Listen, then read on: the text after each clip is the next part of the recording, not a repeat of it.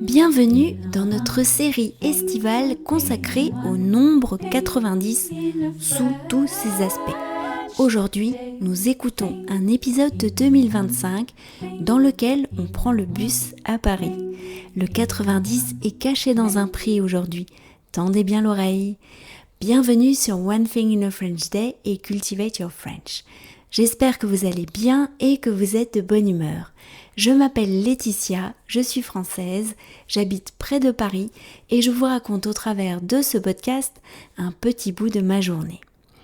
C'est l'été, alors les lettres du podcast vous proposent des activités légères mais très efficaces pour améliorer votre français sans stylo ni cahier et oui, autour de la compréhension et de l'expression orale. Tout cela, bien sûr, en cultivant votre culture française. Vous pouvez vous abonner pour recevoir les lettres du podcast sur onethinginafrenchday.com ou bien pour les auditeurs de Cultivate Your French, bravo d'être avec nous aujourd'hui sur cultivateyourfrench.com.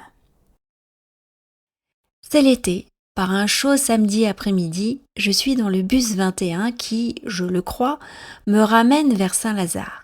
3 jeunes femmes discutent derrière moi et un peu malgré moi, bercées par le bus, je suis leur conversation.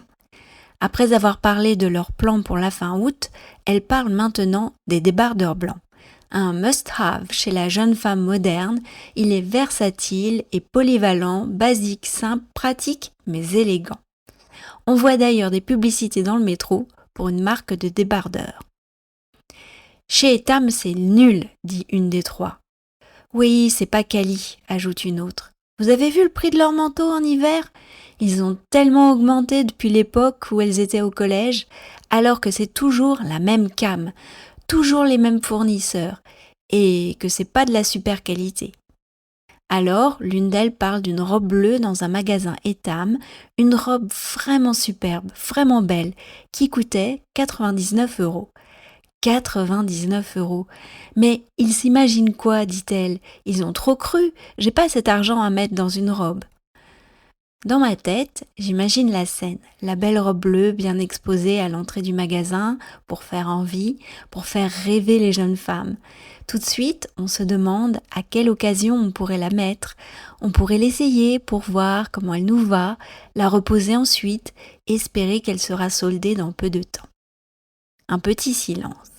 Mais les débardeurs blancs reviennent dans la conversation. Les meilleurs débardeurs blancs sont chez Monoprix, déclare une des jeunes femmes. C'est vrai, confirme une autre, en ajoutant que chez Uniqlo, le prix, ça va aussi. Ils sont à 9 €. La conversation part alors sur les maillots de bain. Le maillot que l'une d'elles aimait tant s'est détendu et il s'en va tout seul quand elle nage. Ça les fait rire d'imaginer la scène. Ça me rappelle quelque chose. J'ai envie de me retourner et de leur demander « Vous connaissez cette nouvelle d'Italo Calvino dans laquelle une femme perd son maillot de bain en nageant dans la mer et n'ose pas sortir de l'eau ?» Je dresse l'oreille en me disant qu'elles vont lister les endroits possibles pour acheter un maillot de bain. Je sais que Michaela est à la recherche d'un maillot de bain, elle aussi.